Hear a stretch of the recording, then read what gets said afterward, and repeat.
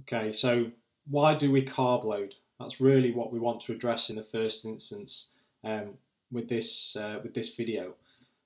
Well, when we think about our bodies, there's plenty of energy stored within our bodies, and most of that is stored as fat. So we've got thousands of calories that are stored in our body, waiting to be used during exercise, and when we race and when we train. In contrast to that, we have very limited amounts of carbohydrate stored in our bodies as glycogen, and that's stored mainly in the muscle, but then also in the liver as well. But those stores, and certainly in comparison to fat stores, are very limited, and they're turned over on a regular basis during the day. So one of the things that we need to do in preparation for a race, and specifically the ROC, because we're going to be exercising and racing fairly hard for somewhere between 5 to 9 hours, is we need to make sure that we load up our bodies in the sort of 24 to 36 hours before the race with plenty of carbohydrates. Now, the carbs are really important, not only because they're limited in number in the body, but also because they are the fuel that is going to allow us to do some of the higher intensity work that we will be doing during the ROC and during the race. So when we're trying to get up Snowdon, that work is going to be fairly hard work. Even coming down is going to be fairly hard work. And the fuel that we're going to rely on in that case is the carbohydrate. And so it's really important that we prepare properly in the 24 to 36 hours leading into the event. So how much carbohydrate do we actually need is the first question, I guess. Quite a lot is a very simple answer. Ideally, what we should be doing when we do any exercise that's over 2.5 to 3 hours in duration, that's going to be fairly hard exercise like we're going to be doing during the ROC, you need around 10 to 12 grams of carbohydrate per kilo of body weight in the 24 to 36 hours before you race. So 10 to 12 grams per kilo of carbohydrate doesn't sound like an awful lot, or it might do, but certainly in contrast to what we normally eat, most people normally eat on a daily basis somewhere between 3 to 6 grams per kilo of 3 to 6 grams of carbs per kilo of body weight. So you can appreciate that you're almost going to have to double potentially, or maybe even triple or quadruple the amount of carbohydrate that you take in the day before the race to actually get to this 10 to 12 grams of carbs per kilo of body weight. So it's really a lot of food, and you need to be prepared to be able to do that. Now there's different ways of approaching that, and I'll try to provide some tips and things to consider as to how you can do that now. So the sort of second question related to that is what type of carbohydrates. So we have what we call fast release carbohydrates, and we also have slow release carbohydrates. Fast release carbohydrates are generally what we would term white carbs. So things like white pasta, white rice, potatoes, white bread. Those are absorbed very quickly through the gut into our bloodstream and then stored or used as energy. Slow release carbs are your sort of brown carbohydrates, your beige carbs. So things like wholemeal pasta, wholemeal rice, and such things like that, wholemeal bread, for example. They're much slower, they're absorbed much slower into the body.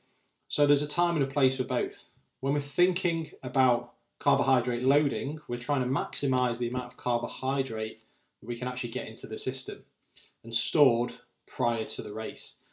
So with that in mind, the focus really is on the fast release carbohydrates, so white carbohydrates in the day before the race. So a good example at breakfast might be something like a bowl of Cocoa Pops or Rice Krispies, milk, a glass of orange juice, and then some, 2 or 3 rounds of white toast with jam on if you would like, and maybe a bit of peanut butter, for example, if that's what you like. That'd be a really solid start to the day in terms of carbing up. Then we can go into having some additional snacks mid-morning. Energy bars are great.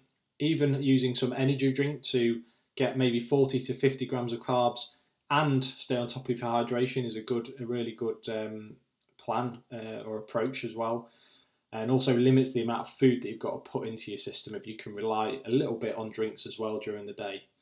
And then when we get to lunch and dinner, then we need to start thinking about your pastas, your rice, white pasta. Keep it quite bland, keep it quite tasteless in many ways. I like to have basically a packet of microwavable rice with about 50 grams of sweet chili sauce. That's what works for me, and it's very much individual, but I find that easy to get down and easy to digest. So we're looking for these white carbohydrates through the day to build up our muscle glycogen stores through that day. So by the time we go to bed, we're in a really good place in terms of having a lot of carbohydrates stored within our body. That isn't easy to do, and it takes a bit of practice, and you do have to keep eating more than you think you need to. But what we don't want to do is leave our biggest meal of the day, where we take in the most carbohydrates, to the end of the day, so dinner. So traditionally, Western society, breakfast is quite small, lunch is a little bit bigger, and dinner is where we have most of our calories. On the day before a race, we need to reverse that entirely. Breakfast, we need to breakfast like kings, lunch a little bit smaller, and then dinner can be a little bit smaller even then. There's a reason to do that, is that obviously we give our body all the carbohydrates in the evening and try and load up then there's less time for it to process those carbohydrates and actually store them effectively. And it can also lead to some GI distress in the evenings, and it could also influence and interfere with sleep that evening as well. Of course, we're all going to be nervous, so we don't need any additional interferences if we can help it.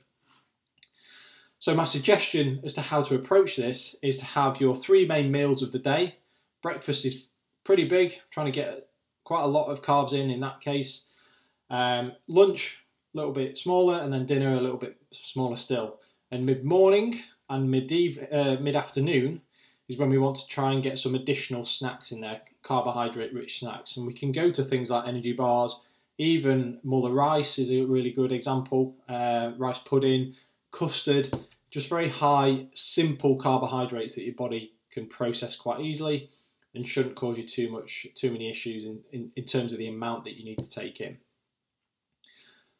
So we focus quite exclusively on carbs there, but of course we can't forget hydration.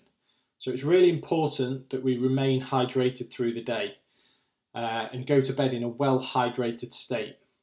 So my suggestion there is to always have a bottle handy, and the idea is to sip on that, certainly with every meal that you have. You want a bottle of electrolyte or water to be consumed, and then also with when you're having a snack in mid-morning and then mid-afternoon, I'd also suggest having a bottle. So you're going to end up with about 5 or 6 bottles of fluid.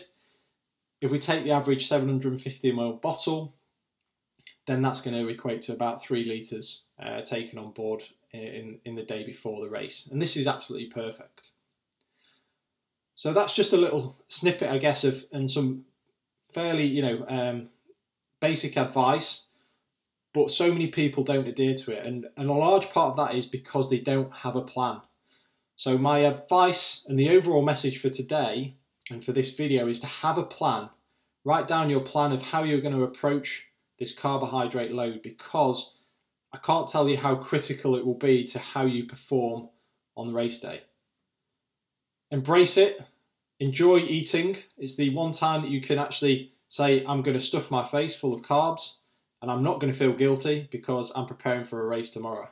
Enjoy that, embrace it, and you'll be prepared come race day.